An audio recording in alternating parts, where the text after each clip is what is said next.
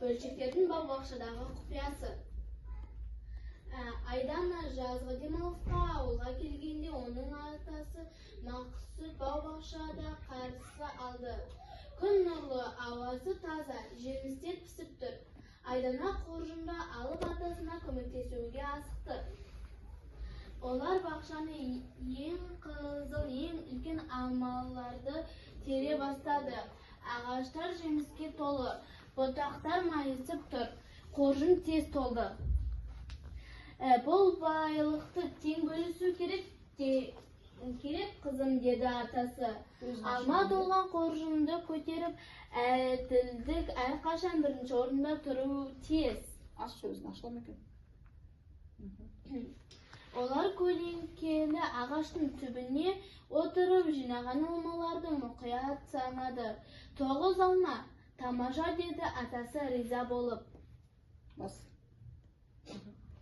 Айдана бірден ойланды. Олар үшеу. Айдана атасы және кеше бақшаға көмектескен көрші бала Қайрат. Ол жылдан есеп көрді. 9-ды 3 алмаға тең бөлсек, әрқайсымызға 3 алмадан тиеді.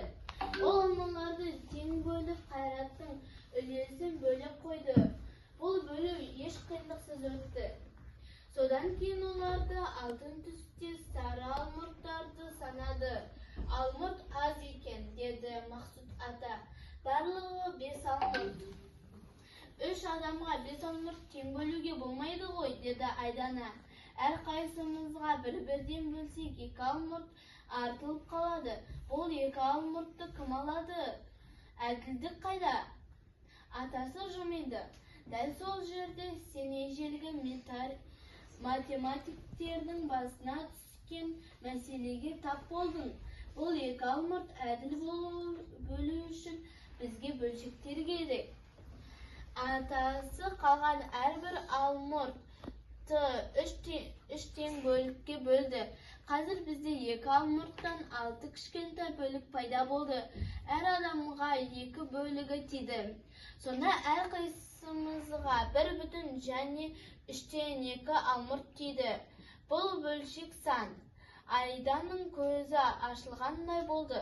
Ол атасына ризашылығын білдірді.